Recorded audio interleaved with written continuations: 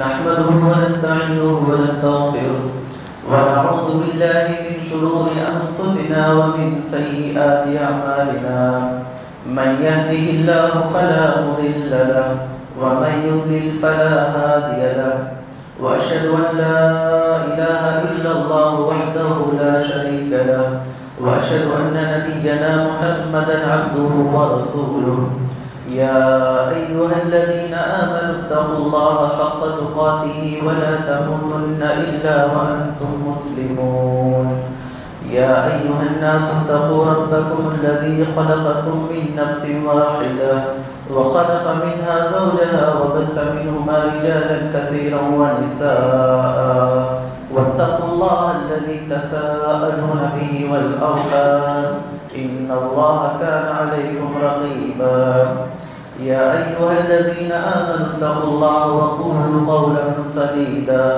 يصلح لكم أعمالكم ويغفر لكم ذنوبكم ومن يطع الله ورسوله فقد فاز فوزا عظيما أما بعد فإن خير الحديث كتاب الله وخير الهدي هدي محمد صلى الله عليه وسلم وشر الأمور محدثاتها وكل محدثة بدعة وكل بدعة ضلالة وكل ضلالة في النار أعوذ بالله من الشيطان الرجيم بسم الله الرحمن الرحيم يا أيها الذين آمنوا قوا أنفسكم وأهليكم نارا وقال النبي صلى الله عليه وسلم كلكم راع وكلكم مسؤول عن رعيته. محترم حاضرین جمعہ، پردہ نشین خواتین اسلام، ہر قسم کی تعریف و توصیف، ہر قسم کی حمد و ثنا، ہر قسم کی بڑائی و کبریائی اسی اللہ وحدہ لا شریک خالق کائنات مالک ارض و سما کے لیے لائق و سزاوار ہے، جس اللہ تعالیٰ نے ہمیں اسلام جیسی عظیم نعمت سے نوازا، جس اللہ کی ہم ان گنت اور بے شمار نعمتوں سے ہم استفادہ کرتے ہیں اور ہم پر اللہ تعالیٰ کی بے شمار نعمتیں ہیں۔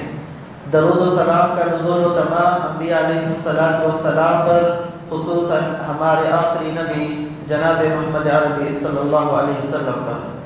باذن اللہ ہم اس جمعہ میں اولاد میں بگاڑ اور اولاد کے اندر جو بگاڑ ہوتا ہے اس کے کیا اسباب ہیں، ہم ہمارے اولاد کی کیسے تربیت کریں اور معاشرے کے اندر جو برائیاں پائی جاتی ہیں ان برائیوں کو ہم کیسے خاتمہ کر سکتے ہیں، کیسے ختم کر سکتے ہیں۔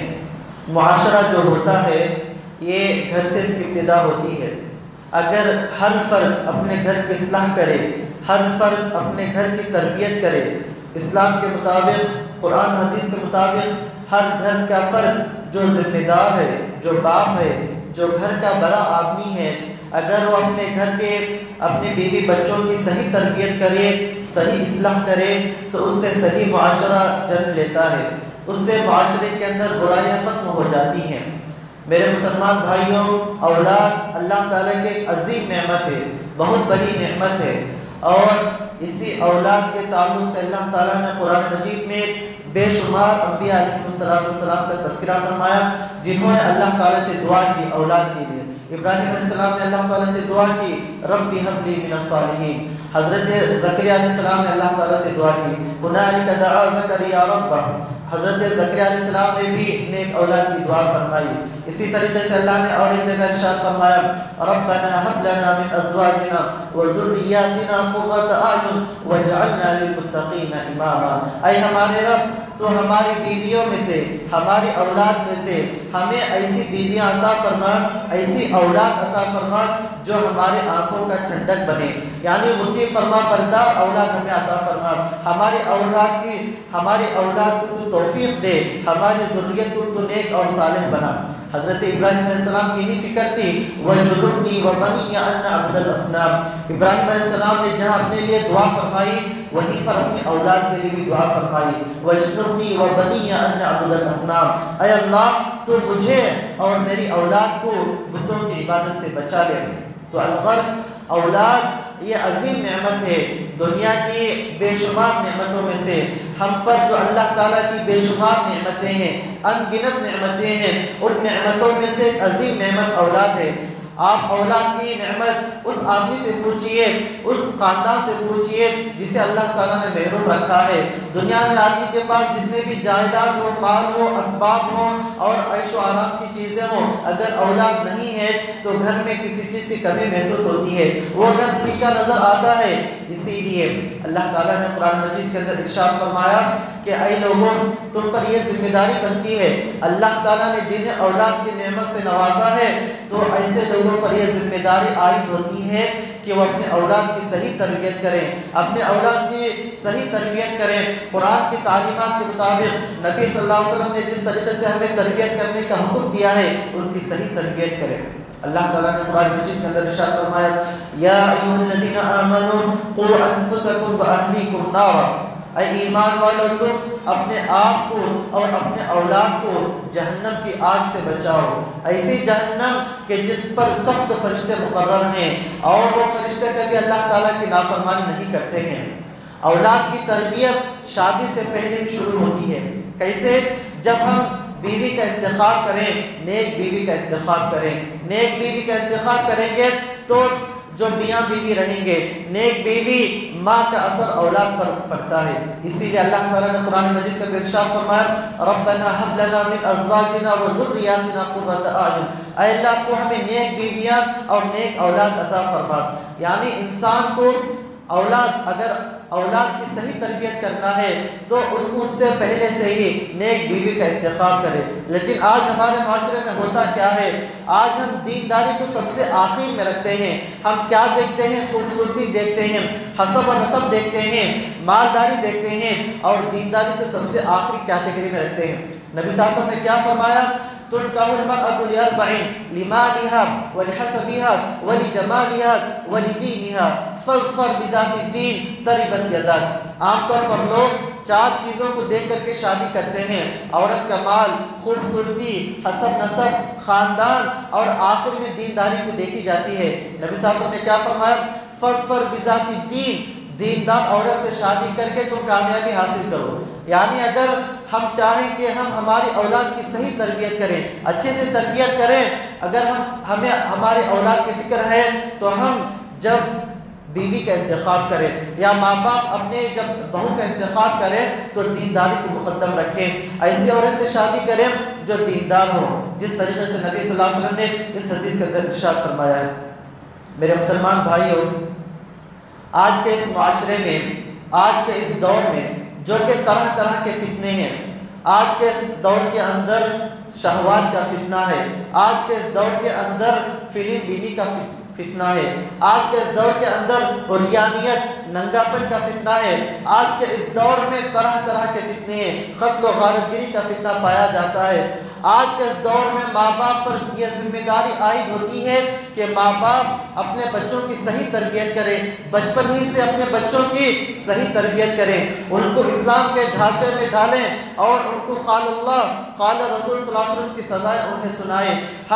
ہمارے اوپر ضروری ہے کہ ہمارے اولاد کی عقیدے کی اصلاح کریں، ہم ان کو ایمان سکھائیں، اسلام سکھائیں اور ارکان سکھائیں۔ اسلام کے کیا ارکان ہیں، ایمان کے کیا ارکان ہیں، اسلام کس کو کہتے ہیں، ایمان کس کو کہتے ہیں، ہم ان کے عبادات کی تعلیم دیں، ہم انہیں اچھے اخلاق کی تعلیم دیں اور ہم انہیں معاملہ کیسے کرنا ہے، کیسے برتاؤ کرنا ہے، لوگوں کے ساتھ کیسے پیش آنا ہے، بچپن ہی سے ہم ہمارے اولاد کی صحیح تربیت کریں۔ اگر ماں باپ ہم اپنے اولاد کی صحیح تربیت نہیں کریں گے اور ان کو ایسے ہی چھوڑ دیں گے تو آج دیکھیے، آج معاشرے کے اندر جو طرح طرح کی برائیاں پائی جاتی ہیں، آج ہمارے معاشرے کے اندر طرح طرح کے گناہ جو پائے جاتے ہیں، آج ہمارے معاشرے کے اندر قتل و غارت گری عام ہے، چھوٹی چھوٹی چیزوں کے بنا پر لوگ قتل و غارت گری میں مبتلا ہیں۔ صحیح فرمایا نبی صلی اللہ علیہ وسلم نے، ایک دور ایسا آئے گا کہ اس دور میں قتل کرنے والا اس کو یہ اندازہ نہیں ہوگا، اس کو یہ معلوم نہیں ہوگا کہ وہ کس لیے قتل کر رہا ہے، اور جو مقتول ہے، جس کو قتل کیا جا رہا ہے، وہ یہ نہیں جانتا کہ کس لیے وہ قتل ہو رہا ہے۔ یہ قیامت کی نشانیاں ہیں۔ اللہ کے نبی صلی اللہ علیہ وسلم نے فرمایا ان من اشراط الساعة ان يقل العلم ويرفع الجهل ويكثر الحرج، قیامت کی نشانیوں میں سے ایک نشانی یہ ہے کہ علم کم ہو جائے گا، جہالت پھیل جائے گی، حرج بہت زیادہ پھیل جائے گا۔ صحابہ کرام نے پوچھا اللہ کے رسول حرج کیا ہے؟ آپ نے فرمایا حرج کا مطلب کثرت قتل ہے، بہت زیادہ قتل و غارت گری عام ہو جائے گی۔ کیا ہمیں نبی صلی اللہ علیہ وسلم کا خطبہ یاد نہیں ہے؟ حجۃ الوداع کے موقع پر نبی صلی اللہ علیہ وسلم نے حجۃ الوداع کے موقع پر جو خطبہ ارشاد فرمایا، اس خطبے کے اندر نبی صلی اللہ علیہ وسلم نے کیا فرمایا؟ نبی صلی اللہ علیہ وسلم نے صحابہ کرام سے پوچھا ای یوم ھذا؟ قال اللہ ورسول اعلم۔ قال ای شہر ھذا؟ قال اللہ ورسول اعلم۔ نبی صلی اللہ علیہ وسلم نے پوچھا کون سا دن ہے، کون سا مہینہ ہے؟ صحابہ کرام نے ادب کے ساتھ جواب دیا اللہ اس کے رسول زیادہ جانتے ہیں۔ نبی صلی اللہ علیہ وسلم نے فرمایا کہ الیس یوم النحر، الیس شہر ذی الحجہ۔ پھر اس کے بعد نبی صلی اللہ علیہ وسلم نے آگے فرمایا ان دماءکم واموالکم واعراضکم حرام علیکم کحرمت یومکم ھذا فی شہرکم ھذا فی بلدکم ھذا۔ نبی صلی اللہ علیہ وسلم نے فرمایا اے میرے صحابہ یاد رکھنا، اے مسلمانوں یاد رکھو، بے شک ان دماءکم، بے شک آپس میں تمہارا خون، تمہاری عزتیں اور تمہارے اموال اسی طریقے سے حرام ہے، اسی طریقے سے معظم اور محترم ہے جس طریقے سے یہ یوم النحر، جس طریقے سے یوم النحر کی حرمت ہے، جس طریقے سے یوم النحر کی عظمت ہے، جس طریقے سے ذی الحجہ کے مہینے کی عظمت ہے، جس طریقے سے مکہ کا احترام ہے، جس طریقے سے مکہ کا احترام ہے، جس طریقے سے ذی الحجہ کا مہینہ، جس طریقے سے عرفے کا دن یا یوم النحر کے دن کا جو احترام ہے، اس دن کی جو حرمت ہے، ایک مومن کا خون، ایک مومن کا مال، ایک مومن کی عزت اللہ تعالیٰ کے نزدیک اس سے کہیں زیادہ اونچا مقام رکھتی ہے۔ میرے مسلمان بھائیوں، آج ہم ہمارے اولاد کی صحیح تربیت نہ کرنے کا یہ انجام ہے، یہ نتیجہ ہے کہ آج ہمارے معاشرے کے اندر طرح طرح کی برائیاں پائی جاتی ہیں۔ آج ہمارے معاشرے کے اندر قتل و غارت گری، جھوٹ بولنا، شراب پینا، نشہ آور چیزوں کا استعمال کرنا اور دین سے دوری، آج ہمارا نوجوان، آج ہمارے بچے دور ہیں اللہ ماشاء اللہ۔ ایسے ماں باپ جو اپنے اولاد کی فکر کرتے ہیں، بچپن ہی سے اپنے اولاد کی صحیح تعلیم دیتے ہیں، بچپن ہی سے اولاد کی طہارت کی تعلیم دیتے ہیں، پاکی صفائی کی انہیں تعلیم دیتے ہیں، انہیں جھوٹ سے روکتے ہیں، انہیں سچ کہنے کا انہیں حکم دیتے ہیں، انہیں اللہ کے راستے میں مال خرچ کرنے کی جو عادت جو ڈالتے ہیں، ایسے ماں باپ قابل مبارکباد ہیں۔ لیکن ایسے ماں باپ جو اپنے بچوں کی تربیت نہیں کرتے ہیں، جو اپنے بچوں کی صحیح تربیت نہیں کرتے ہیں، انہیں طہارت کی تعلیم نہیں دیتے۔ آج افسوس کے ساتھ کہنا پڑتا ہے کہ بچے جب بڑے ہو جاتے ہیں، جب کوئی انہیں نماز کی تعلیم دیتا ہے تو کہتے ہیں کہ ہم پیشاب پاک نہیں ہیں، یعنی ہم طہارت میں نہیں ہیں۔ حالانکہ وہ اچھے کپڑے پہنتے ہیں، نئے کپڑے پہنتے ہیں، صفائی کا خیال رکھتے ہیں، لیکن ان کے پاس طہارت نہیں ہے۔ جب ان سے کہا جاتا ہے آؤ نماز پڑھنے تو دھڑلے سے کہتے ہیں کہ ہم طہارت کی حالت میں نہیں ہیں، ہم پیشاب پاک نہیں ہیں۔ کیا ہمیں وہ حدیث یاد نہیں ہے؟ نبی صلی اللہ علیہ وسلم دو قبروں کے پاس سے گزر رہے تھے اور آپ صلی اللہ علیہ وسلم نے فرمایا ان دو قبر والوں کو عذاب دیا جا رہا ہے، انہما لا يعذبان وما يعذبان في كبير اما احدهما فكان لا يستنزه من البول واما الاخر فكان يمشي بالنميمه۔ صحیح بخاری کی روایت ہے، ایک مرتبہ نبی صلی اللہ علیہ وسلم گزر رہے تھے دو قبروں کے پاس سے اور نبی صلی اللہ علیہ وسلم نے فرمایا ان دو قبروں کے اندر جو دو لوگ مدفون ہیں انہیں عذاب دیا جا رہا ہے۔ نبی صلی اللہ علیہ وسلم نے فرمایا کسی بڑی چیز کی وجہ سے انہیں عذاب نہیں دیا جا رہا تھا، ان میں سے ایک آدمی پیشاب کے چھینٹوں سے نہیں بچتا تھا، وہ طہارت کی حالت میں نہیں رہتا تھا، اور دوسرا آدمی وہ غیبت اور چغل خوری کیا کرتا تھا۔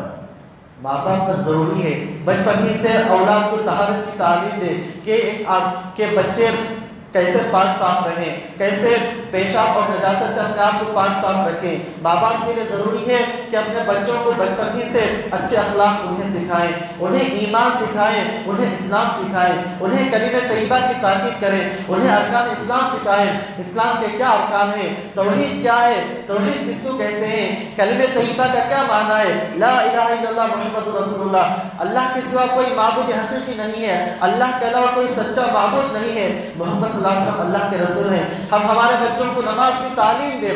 حدیث میں نبی صلی اللہ علیہ وسلم نے کیا فرمایا، جب تمہارے بچے 7 سال کے ہو جائیں تو انہیں نماز کا حکم دو، جب 10 سال کے ہو جائیں اگر وہ نماز نہ پڑھیں تو اس پر انہیں مارو۔ آج ہمارا حال یہ ہے کہ ماں باپ خود فرائض کی پابندی نہیں کرتے، اللہ ماشاء اللہ بہت کم ایسے گھرانے ہیں جو 5 وقت نمازوں کی پابندی کرتے ہیں۔ جب گھر کے اندر ماں باپ سب سے پہلے عمل پیدا ہوں گے۔ جب ماں باپ عمل کریں گے اور بچوں کو حکم دیں گے تو ان کا یہ حکم، ان کی نصیحت کام آئے گی۔ لیکن ماں باپ خود بے عمل ہیں، وہ عمل نہیں کرتے ہیں، وہ عمل سے دور ہیں اور اپنے بچوں کو نصیحت کریں گے تو ان کی یہ نصیحت کارآمد نہیں ہوگی، ان کی یہ نصیحت مفید اور فائدہ مند نہیں ہوگی۔ اسی طریقے سے ہم ہمارے بچوں کو سچ کہنے کی عادت ڈالیں، ہم ہمارے بچوں کو اللہ کے راستے میں خرچ کرنے کی ہم عادت ان سے ڈلوائیں، رمضان کے روزے رکھنے کی عادت ہم ان کو ڈالیں، سچ کہنے کا ہم ان کو حکم دیں، جھوٹ سے، اسی طریقے سے چوری سے، اسی طریقے سے جو معاشرے کے اندر پائے جانے والے جو بڑے بڑے گناہ ہیں، ان بڑے بڑے گناہوں کی حرمت، ان بڑے بڑے گناہوں کی خطرناکی، ان کا کیا انجام ہے، ان کی کیا سزا ہے، ہم ان کے ذہنوں میں ہم ڈالیں۔ آج الحمدللہ ہم ہمارے بچوں کے لیے فکر مند ہوتے ہیں، آج ہم ہمارے بچوں کے لیے فیوچر پلاننگ کرتے ہیں کہ بچوں کے لیے ہم یہ پڑھانا ہے، یہ کورس کرانا ہے، ڈاکٹر بنانا ہے، انجینئر بنانا ہے، بچے کو اعلیٰ تعلیم دینا ہے۔ یقیناً دیجیے، ہم ماں باپ کے لیے ضروری ہے کہ بچوں کا خیال کریں، ان کی تعلیم کا خیال کریں، ان کی غذا کا خیال کریں، ان کے کپڑوں کا خیال کریں، ان کے دنیاوی زندگی کا خیال کریں، لیکن ساتھ میں اس کو بھی یاد رکھیں کہ ہم ہمارے بچوں کی صحیح تربیت کریں۔ ہمارے لیے ضروری ہے کہ ہم ہمارے بچوں کے جو دینی ناحیہ ہے، جو دینی پہلو ہے، اس کو بھی ہم ملحوظ رکھیں۔ اگر ہم ہمارے بچوں کی تربیت نہیں کریں گے تو قیامت کے دن اللہ کی بارگاہ میں ہم جواب دہ ہوں گے۔ اللہ تعالیٰ نے فرمایا کہ اے ایمان والو، قوا انفسکم واہلیکم نارا، تم اپنے آپ کو اور اپنے اولاد کو جہنم کی آگ سے بچاؤ۔ حضرت علی رضی اللہ تعالیٰ عنہ نے کہا کہ تم انہیں تعلیم دو، تمہاری اولاد کو کتاب و سنت کی تعلیم دو، تمہاری اولاد کی صحیح تربیت کرو۔ اس طریقے سے ممکن ہے کہ ہم ہمارے اولاد کی ہم صحیح تربیت کر سکتے ہیں۔ میرے مسلمان بھائیوں، اولاد کی تربیت کیوں ضروری ہے؟ ہم ہمارے اولاد کی جو تربیت کرتے ہیں کیوں ضروری ہے؟ اس کا جواب جاننے کے لیے ہم 3 چیزوں سے دے سکتے ہیں۔ پہلی چیز اس لیے ضروری ہے تاکہ ہماری اولاد ہمارے ساتھ حسن سلوک کرے۔ اگر ہم ہمارے اولاد کی صحیح تربیت کرتے ہیں تو یہ اولاد ہمارے ساتھ حسن سلوک کریں گے۔ اگر ہم ہمارے اولاد کی صحیح تربیت نہیں کریں گے تو یہ اولاد بڑی ہونے کے بعد ہمارے ساتھ حسن سلوک نہیں کرے گی۔ اگر ہم ہمارے اولاد کو اسلام کی اہمیت، دین اسلام کی تعلیمات، توحید کی اہمیت، رسالت کی اہمیت، سنت کی کیا اہمیت ہے، نبی صلی اللہ علیہ وسلم کا کیا مقام و مرتبہ ہے، اور خاص کر کے آج کے اس دور میں جو طرح طرح کے جو شبہات پھیلائے جا رہے ہیں نبی صلی اللہ علیہ وسلم کے متعلق یا دین اسلام کے متعلق، ہمارے لیے ضروری ہے کہ ہم ہمارے بچوں کو وقتاً فوقتاً وقت نکال کر کے ہم ہمارے بچوں کو نصیحت کرتے رہیں۔ صرف اب ہمارے بچوں کو دنیا کی چیزیں دینا، موبائل دینا، اچھے کپڑوں کا انتظام کرنا، اعلیٰ تعلیم دلوانا یہ کافی نہیں ہے، بلکہ ماں باپ کی ذمہ داری ہے کہ وقت نکال کر کے اپنے بچوں کو تربیت کریں، انہیں دین سکھائیں، انہیں قرآن سکھائیں، انہیں ایمان کی تعلیم دیں، انہیں اسلام کی تعلیم دیں، انہیں سچائی کی اہمیت بتائیں، انہیں عبادات کی اہمیت کو سمجھائیں، انہیں لوگوں کے ساتھ کیسے معاملہ کرنا ہے، کیسے ادب کے ساتھ پیش آنا ہے، ان تمام چیزوں کی ہم تعلیم دیں۔ جب ہم ہمارے اولاد کی صحیح تربیت کریں گے تو یہ اولاد ہماری زندگی میں ثواب کا ذریعہ بنیں گے اور ہمارے وفات کے بعد بھی یہی اولاد ہمارے لیے صدقہ جاریہ رہیں گے۔ نبی صلی اللہ علیہ وسلم نے کیا فرمایا؟ اذا مات الانسان انقطع عنه عمله الا من ثلاث الا من صدقة جارية او علم ينتفع به او ولد صالح يدعو له، رواہ بخاری کی روایت ہے۔ جب انسان کی وفات ہو جاتی ہے تو اس کا نام اعمال بند ہو جاتا ہے، اس کا رجسٹر کلوز ہو جاتا ہے، لیکن 3 چیزیں ایسی ہیں جن 3 چیزوں کی وجہ سے انسان قبر میں سویا ہوا ہے، انسان زمین کے پیٹ میں سویا ہوا ہے، لیکن اس کے باوجود بھی اس کو ثواب ملتا رہتا ہے۔ ان میں سے پہلی چیز الا من صدقۃ جاریہ، صدقہ جاریہ، کسی نے کوئی مسجد بنائی، کسی نے کوئی کنواں کھدوایا یا کسی نے کوئی ایسا کام کر کے گیا جس سے لوگ برابر فائدہ اٹھا رہے ہیں، جو صدقہ جاریہ ہے۔ صدقہ جاریہ کا ثواب انسان کو مرنے کے بعد بھی اس کو ملتا رہے گا، جب تک لوگ اس سے فائدہ اٹھاتے رہیں گے انسان قبر میں مدفون ہے لیکن اس کو برابر ثواب ملتا رہے گا۔ الا من صدقۃ جاریہ او علم ينتفع به، یا ایسا علم جس سے لوگ فائدہ اٹھاتے ہو۔ انسان کوئی کتاب لکھ کر کے گیا ہے، آج بھی ہم امام بخاری، امام مسلم، امام ابن تیمیہ رحمہ اللہ، امام ابن القیم یا اسی طریقے سے جتنے علماء جو آج سے تقریباً 1000 سال 1200 سال پہلے جو وفات پا چکے ہیں، آج بھی ہم ان کا نام لیتے ہیں اور ان کو کہتے ہیں رحمہ اللہ، اللہ ان پر رحم کرے۔ یہ کس چیز کا بدلہ ہے؟ انہوں نے جو علم چھوڑ کر گیا ہے جس سے ہم لوگ فائدہ اٹھا رہے ہیں یہ بھی ان کے لیے صدقہ جاریہ ہے. او ولد صالح یدعو لہ، یا نیک اولاد جو اپنے ماں باپ کے لیے دعائیں کریں. اگر ہم ہمارے بچوں کی تربیت نہیں کریں گے تو کیسے نیک بنیں گے اور کیسے وہ ہمارے لیے صدقہ جاریہ بنیں گے؟ تو اس لیے ضروری ہے کہ ہم اس پہلو پر توجہ دیں. اللہ تعالیٰ نے قرآن مجید میں حضرت لقمان علیہ السلام کی نصیحت کو اللہ تعالیٰ نے بیان فرمایا. حضرت لقمان نے اپنے بیٹے کو نصیحت کرتے ہوئے فرمایا وَإِذْ قَالَ لُقْمَانُ لِابْنِهِ وَهُوَ يَعِظُهُ يَا بُنِيَّ لَا تُشْرِكْ بِاللَّهِ إِنَّ الشِّرْكَ لَظُلْمٌ عَظِيمٌ. یاد کر اس وقت کو جبکہ لقمان نے اپنے بیٹے کو نصیحت کرتے ہوئے فرمایا یا بنی لا تشرک باللہ، اے میرے بچے، اے میرے بیٹے، اللہ تعالیٰ کے ساتھ شرک نہ کرنا. کیوں؟ ان الشرک لظلم عظیم، یقیناً شرک بہت بڑا گناہ ہے. آج ہم ہمارے بچوں کو قرآن پڑھنے سے پہلے، قرآن سکھانے سے پہلے، نورانی قاعدہ سکھانے سے پہلے سب سے پہلے توحید کی تعلیم دیں. سب سے پہلے ہم شرک سے ان کو روکیں. توحید کیا ہے، شرک کیا ہے، ہم ان کے ذہنوں میں اس بات کو ڈالیں. پھر اس کے بعد آگے کی آیتوں میں فرمایا یا بنی انہا ان تک مثقال حبۃ من خردل فتکن فی صخرۃ او فی السماوات او فی الارض یاتی بہ اللہ. اے میرے بچے، ایک رائی کے دانے کے برابر بھی تم نے جو عمل کیا ہے، رائی کے دانے کے برابر بھی تم نے جو نیکی کی ہے یا برائی کی ہے، اور یہ نیکی یا برائی کسی پہاڑ میں تم نے کی ہے یا آسمانوں میں کی ہے یا زمینوں میں کی ہے، اللہ تعالیٰ قیامت کے دن اللہ تعالیٰ اس کو لا کر کے حاضر کرے گا. ہمارے بچوں کے ذہنوں میں نیکی کی اہمیت ہم سمجھائیں، نیک اعمال کی اہمیت ان کے ذہنوں میں ڈالیں اور یہ سمجھائیں، یہ بتائیں کہ جھوٹ بولنا، جھوٹ پر عمل کرنا یا نشہ آور چیزوں کا استعمال کرنا. آج ہمارے معاشرے میں دیکھتے ہیں کہ ہماری تربیت صحیح نہ کرنے کی وجہ سے لوگ ہمارے بچے نشہ آور چیزوں کا استعمال کرتے ہیں، گٹکا کھاتے ہیں، شراب پیتے ہیں اور معاملہ اس سے آگے قتل و غارت گری بھی بہت عام ہو چکی ہے.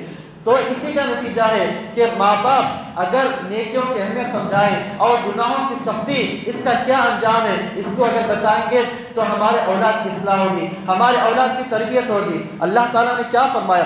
من قتل نفسا بغیر نفس او فساد فی الارض فکأنما قتل الناس جميعا ومن احیاها فکأنما احیا الناس جميعا. جو کوئی آدمی ناحق بغیر حق کے ایک آدمی کو بھی اگر قتل کرتا ہے گویا اس نے ساری انسانیت کو اس نے قتل کیا، اور اگر کوئی آدمی کسی ایک آدمی کو بھی اگر بچاتا ہے تو گویا اس نے ساری انسانیت کو بچایا ہے. یہاں پر غور کیجئے، کوئی آدمی ناحق بغیر حق کے اگر کسی کو قتل کرتا ہے تو گویا اس نے ساری انسانیت کا قتل کیا. یہ بہت بڑا گناہ ہے قتل کرنا. اس کی سنگینی، اس کی برائی، اس کی سختی ہم ہمارے بچوں کے ذہنوں میں ڈالیں، ہم ان کی صحیح تربیت کریں. جتنے بھی گناہ معاشرے کے اندر پائے جاتے ہیں، جو گناہ ہم ہماری آنکھوں سے کرتے ہیں یا ہمارے ہاتھ پیر سے کرتے ہیں یا ہم چل کر کے جو گناہ کرتے ہیں، آج کے دور میں موبائل وغیرہ ہے، اسی طریقے سے سوشل ویب سائٹس ہیں. آج ہم ہمارے اولاد کو دے دیں گے اور اس کی ہم نگرانی نہیں کریں گے کہ ہمارے بچے ان کا صحیح استعمال کر رہے ہیں یا غلط استعمال کر رہے ہیں، تو اس کے ذمہ دار ہم ہوں گے، اس کے جواب دہ ہم ہوں گے. تو اس لیے ضروری ہے کہ ہم ہمارے اولاد کی صحیح تربیت کریں. اور ایک جگہ اللہ تعالیٰ نے فرمایا وَمَن يَقْتُلْ مُؤْمِنًا مُتَعَمِّدًا فَجَزَاؤُهُ جَهَنَّمُ خَالِدًا فِيهَا وَغَضِبَ اللَّهُ عَلَيْهِ وَلَعَنَهُ وَأَعَدَّ لَهُ عَذَابًا عَظِيمًا. جو کوئی کسی مومن کو ناحق قتل کرتا ہے، جو کوئی کسی مومن کو قتل کرتا ہے جان بوجھ کر کے، تو ایسے آدمی کو اللہ تعالیٰ نے 3 دھمکیاں، 3 وعید سنائی ہیں. سب سے پہلی وعید یہ ہے کہ اس کا ٹھکانہ جہنم ہے.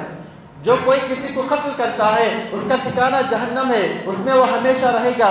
اللہ کے غضب کا وہ مستحق ہوگا، اللہ تعالیٰ کی غضب کا وہ مستحق ہوگا. ایک مومن کی جستجو یہ ہوتی ہے کہ اللہ تعالیٰ ہم سے راضی ہو جائے، اللہ کی رضامندی حاصل ہو جائے، اور جس آدمی کو اللہ کا غضب حاصل ہو جائے ایسا آدمی قیامت کے دن جہنم میں جائے گا.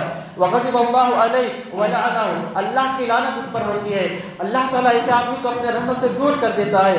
وأعد له عذابا عظیما، اور اللہ تعالیٰ ایسے آدمی کے لیے ہمیشہ رہنے والا عذاب، اللہ تعالیٰ اس کے لیے ایسے عذاب میں اللہ تعالیٰ اس کو داخل کرے گا. ایک حدیث میں نبی صلی اللہ علیہ وسلم نے فرمایا من حمل علینا السلاح فلیس منا.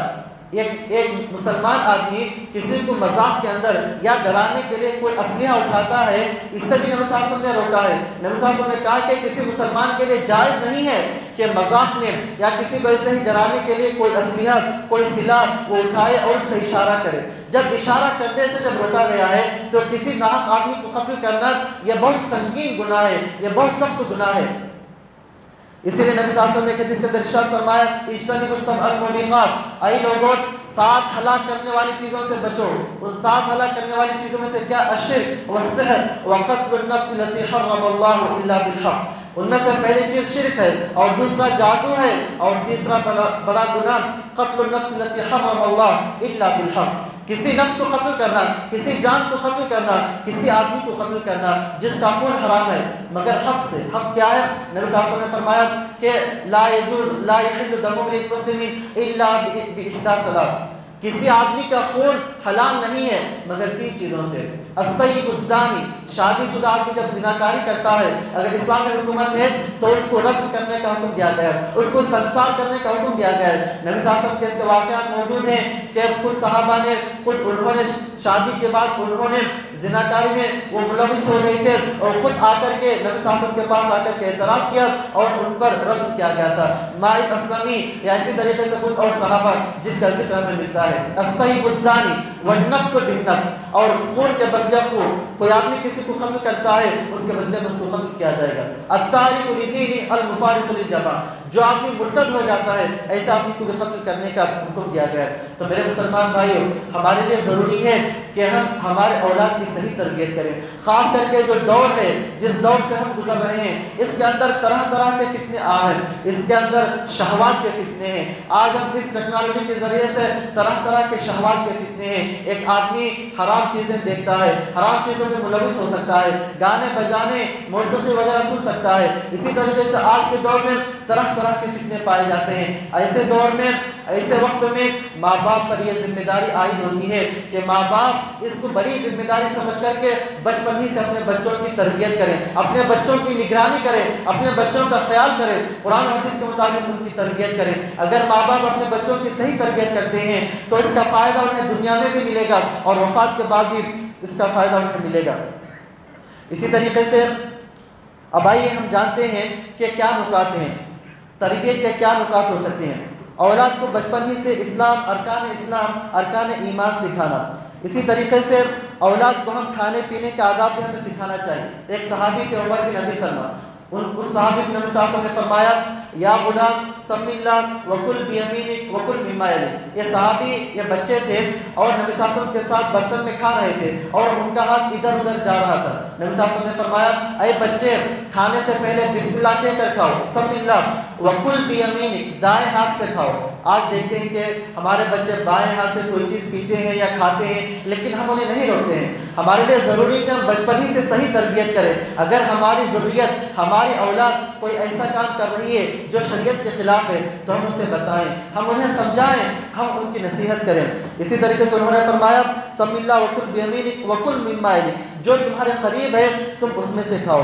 اسی طریقے سے اولاد میں عدل و انصاف کرنا چاہیے۔ اگر ہمارے پاس 1 سے زائد بچے ہیں، بچیاں ہیں تو ان کے ساتھ ہم عدل کا انصاف، ان کے ساتھ ہم انصاف کے ساتھ پیش آئیں۔ کوئی ہدیہ دیں، کوئی گفٹ دیں، کسی کو دیں کسی کو نہ دیں تو عدل کا تقاضا نہیں ہے، بلکہ ماں باپ جب بچوں میں کوئی چیز دیں تو سب کو برابری کے ساتھ عدل و انصاف کے ساتھ تقسیم کرنا چاہیے۔ اسی طریقے سے اولاد کو گالی گلوچ، فحش گوئی اور بےہودہ گفتگو سے منع کرنا چاہیے۔ یعنی ہم دیکھتے ہیں کہ بچے بچپن میں اپنی زبان سے کچھ کلمات کہتے ہیں یا کچھ گالیاں دیتے ہیں تو ماں باپ نہیں روکتے ہیں، وہ مذاق میں لے کر کے انہیں نہیں روکتے ہیں، لیکن جب یہ بڑے ہوتے ہیں تو اور کئی گالیاں سیکھتے ہیں جس کی وجہ سے ان کے اندر خرابی پیدا ہوتی ہے۔ پہلے ہی سے جب ماں باپ اپنے بچوں پر کنٹرول کریں گے اور انہیں اصلاح کریں گے اور انہیں ذکر و اذکار کے کلمات سکھائیں گے، انہیں قرآن کی تعلیم دیں گے تو یہ ان کے لیے زندگی بھر وہ چیز ان کے ساتھ رہے گی۔ اسی لیے کہا گیا العلم فی الصغر کالنقش فی الحجر، بچپن میں جو سیکھتے ہیں پتھر کی لکیر کی طرح ہے، جس طریقے سے پتھر کی لکیر ہمیشہ رہتی ہے اسی طریقے سے بچپن میں جو ہم تربیت دیں گے، بچپن میں جو چیزیں ہم سکھائیں گے وہ ہمیشہ ان کے ساتھ رہتی ہے۔ اسی طریقے سے ہم جہاں بچوں کی دنیاوی تعلیم کا اہتمام کرتے ہیں وہیں پر ہمارے لیے ضروری ہے کہ ہم دینی تعلیم کا اہتمام کریں، ہم انہیں قرآن و حدیث کی تعلیم دیں، ہم انہیں ایمان کی تعلیم دیں، ہم انہیں اسلام کی تعلیم دیں۔ اسی طریقے سے اور ایک چیز جو ہم پر یہ لازم ہے کہ اولاد کو فارغ اوقات میں فلم بینی اور ٹی وی دیکھنے سے روکیں۔ ہمارے بچے چھٹیوں کے اندر یا جب اسکول یا مدرسے سے پڑھ کر کے آتے ہیں خالی اوقات میں ہم ہمارے بچوں کو ٹی وی یا موبائل سے دور رکھ کر کے ہم انہیں اچھی تربیت کریں. ہم یہ کوشش کریں کہ ہم انہیں قرآن گھر میں قرآن مجید کی تلاوت ہم انہیں سنائیں, یا ایسی چیزیں جس سے ان کی اصلاح ہو سکتی ہے ایسی چیزیں ہم ان کو دکھائیں یا سکھائیں. لیکن ہم بچوں کو ٹیلی ویژن یا موبائل کا عادی بنائیں گے تو یہ دھیرے دھیرے یہیں سے ان کی بربادی شروع ہوتی ہے. اسی طریقے سے اولاد کو بری صحبت سے بچانا ضروری ہے. بچے جب دھیرے دھیرے بڑے ہوتے ہیں اور برے لوگوں کی صحبت اختیار کرتے ہیں, برے ساتھیوں کی صحبت اختیار کرتے ہیں, تو اس کی وجہ سے بہت ساری برائیاں ان کے اندر پیدا ہوتی ہیں. جھوٹ بولنا, چوری کرنا, یا اسی طریقے سے چوری کرنا, یا دوسروں کا مال ہڑپ کر لینا, یا نشاور چیزوں کا استعمال کرنا, گٹکا کھانا یا شراب پینا, دھیرے دھیرے یہ اور بڑے بڑے جرائم کی جانب منتقل ہو جاتے ہیں, یہاں تک کہ خط و غارت گری تک مسئلہ چلے جاتا ہے. اگر ماں باپ اپنے بچوں کو دیکھیں, نگرانی کریں کہ وہ کس سے مل رہے ہیں, ان کے دوست کون کون ہیں, اور دیکھ کر کے ان کی صحیح تربیت کریں. نبی صلی اللہ علیہ وسلم نے فرمایا المرء علی دین خلیلہ, اور ایک حدیث میں نبی صلی اللہ علیہ وسلم نے ارشاد فرمایا کہ مثل الجلیس الصالح و جلیس السوء کحامل المسک ونافخ الکیر, اچھے اور برے ساتھی کی مثال مشک بیچنے والے آدمی اور ایک بھٹی والے آدمی کی طرح ہے. ایک آدمی جو مسک بیچتا ہے, جب ہم اس کے پاس جاتے ہیں یا تو ہمیں ہدیہ دیتا ہے, یا تو ہم اس سے خوشبو ہم سونگتے ہیں, یا ہم اسے وہ مسک ہم خریدتے ہیں, خوشبو خریدتے ہیں, یعنی فائدہ ہی فائدہ ہے. وہی اگر کوئی آدمی کسی بھٹی کے پاس جاتا ہے تو یا تو وہ گرمی محسوس ہوگی, یا تو اس بھٹی سے نکلنے والی چنگاری کی وجہ سے کپڑے خراب ہو جائیں گے, یا بدن پر اس کا نقصان ہوگا, یا کم سے کم اس کے پسینے کی بدبو اس کو آئے گی. تو یہ جو ہے اچھے اور برے ساتھیوں کی مثال ہے. اسی لیے کہا گیا یوم یعض الظالم علی یدیہ, قیامت کے دن جہنمی اپنے ہاتھ پر وہ حسرت کے مارے کترے گا اور کہے گا کاش کہ میں فلاں آدمی کو اپنا دوست نہ بنایا ہوتا, کاش کہ میں دنیا میں فلاں کو اپنا ساتھی اپنا دوست نہ بنایا ہوتا, آج مجھے جہنم میں نہ جانا پڑتا. تو اس لیے بری صحبت کا جو یہ اثر ہوتا ہے. آپ اندازہ لگائیں, ابو طالب نبی صلی اللہ علیہ وسلم کے چچا تھے, جنہوں نے زندگی پر نبی صلی اللہ علیہ وسلم کا ساتھ دیا, خدمت کیا, لیکن انہوں نے اسلام قبول نہیں کیا. جب ان کا آخری وقت چل رہا تھا, موت کے قریب تھے, نبی صلی اللہ علیہ وسلم کے پاس گئے اور کہا کہ یا ام قل لا الہ الا اللہ کلمۃ احاج لک بها عند اللہ, اے میرے چچا لا الہ الا اللہ کہو, یہ وہ کلمہ ہے کہ میں اللہ تعالیٰ کے پاس تم سے میں تمہیں جنت میں لے جاؤں گا. لیکن انہوں نے دیکھا ان کے جو دوست تھے, ان کے جو بری صحبت تھی, وہ ان کو دیکھ کر کے انہوں نے کلمہ نہیں پڑھا, اور آخرکار اپنے آبا و اجداد کے دین پر ہی ان کی وفات ہو گئی. یعنی بری صحبت کی وجہ سے ان کا خاتمہ بالخیر نہیں ہوا. تو اس صحبت کا بہت بڑا اثر پڑتا ہے. ماں باپ کے لیے ضروری ہے کہ اس کا خیال کریں. اسی طریقے سے اولاد کو گانے بجانے, میوزک سننے سے, اسی طریقے سے حرام چیزوں سے روکنا چاہیے. اور سب سے آخری چیز دعا کرنا چاہیے.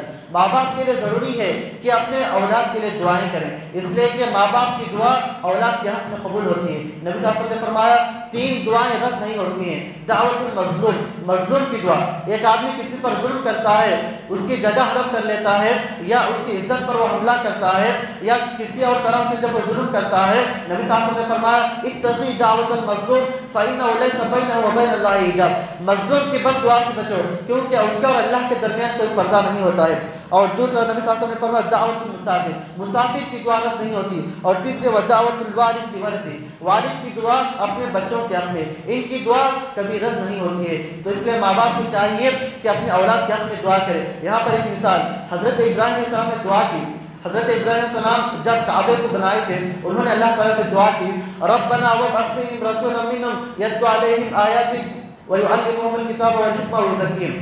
جب خانہ کعبہ سے فارغ ہوئے حضرت ابراہیم علیہ السلام, تو ابراہیم علیہ السلام نے اللہ تعالیٰ سے دعا کی اے اللہ مکہ میں ایک ایسے رسول کو بھیج جو ان کو تزکیہ کرے, جو ان کو پاک کرے, جو انہیں رہنمائی کرے. اللہ تعالیٰ نے ابراہیم علیہ السلام کی دعا کب قبول کیا؟ تقریباً 2500 سال کے بعد. 2500 سال کے بعد نبی صلی اللہ علیہ وسلم کی بعثت ہوئی مکہ کے اندر. ابراہیم علیہ السلام نبی صلی اللہ علیہ وسلم کے درمیان تقریباً 2500 کا فاصلہ ہے. نبی صلی اللہ علیہ وسلم نے حدیثوں کے اندر فرمایا کہ میں میرے دادا ابراہیم علیہ السلام کے دعا کا میں ثمرہ ہوں, نتیجہ ہوں. ابراہیم علیہ السلام نے کب دعا کی؟ 2500 سال پہلے دعا کی, اور اللہ تعالیٰ نے اس دعا کو 2500 سال کے بعد قبول کیا اور محمد صلی اللہ علیہ وسلم کو مکہ میں رسول بنا کر کے بھیجا.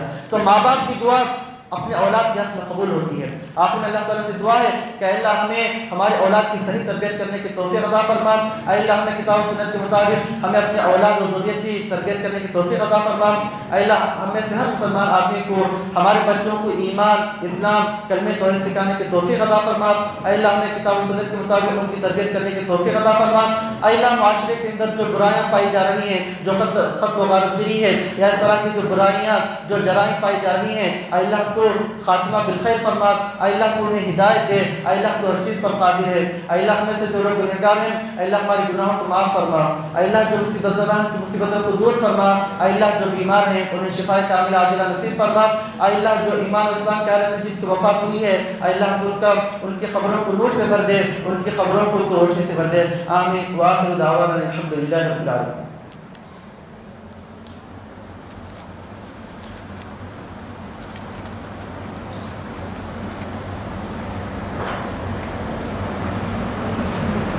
إن الحمد لله نحمده ونستعينه ونستغفره ونعوذ بالله من الشيطان الرجيم بسم الله الرحمن الرحيم عباد الله لقد حافظ الإسلام على الكليات الخمس الضرورية وهي الدين والنفس والنسل والعقل والمال ووضع الحدود والقيود التي تحافظ على بقاء تلك الضروريات وقد أمر الله سبحانه وتعالى بعدم القتل قال الله تعالى في القرآن المجيد من أجل ذلك كتبنا على بني إسرائيل أنه من قتل نفسا بغير نفس أو فساد في الأرض فكأنما قتل الناس جميعا ولقد حق غضب الله ولعنته على من قتل مؤمنا بغير حكم شرعي وحق مرعي قال تعالى ومن يقتل مؤمنا متعمدا فجزاؤه جهنم خالدا فيها وغضب الله عليه ولعنه وأعد له عذابا عظيما وقال الله تعالى والذين لا يدعون مع الله إلها آخر ولا يقتلون النفس التي حرم الله إلا بالحق وأيضا قال الله تعالى قال النبي صلى الله عليه وسلم إذا التقى المسلمان بسيفيهما فالقاتل والمقتول في النار فسأل الصحابة يا رسول الله هذا القاتل فما بال المقتول قال لأنه كان حريصا على قتل صاحبه وأيضا قال النبي صلى الله عليه وسلم لا ترجعوا بعدي كفارا يضرب بعضكم رقاب بعض وأيضا ورد في الحديث لقتل مؤمن أعظم عند الله من زوال الدنيا قال النبي صلى الله عليه وسلم لقتل مؤمن أعظم عند الله من زوال الدنيا وأيضا قال الكبائر الإشراك بالله وقتل النفس واليمين الغموس وأيضا قال الله تبارك وتعالى في القرآن المجيد ومن يقتل مؤمنا متعمدا فجزاؤه جهنم خالدا فيها وغضب الله عليه ولعنه وأعد له عذابا عظيما إنها ثلاث عقوبات عظيمة كل واحدة منها توجل القلب وتفزع النفس أولا نار جهنم فيا ويله ما أصبره على نار جهنم وقد فضلت على نار الدنيا كلها ب69 جزءا وغضب الله عليه وبئس ما حصل لنفسه من غضب الرب العظيم ولعنه فطرده وأبعده عن رحمته سبحانه وتعالى فويل لقاتل المؤمن المتعمد ويل له من هذه العقوبات النار وغضب الرب عز وجل جعلنا الله وإياكم ممن يعظمون حرماته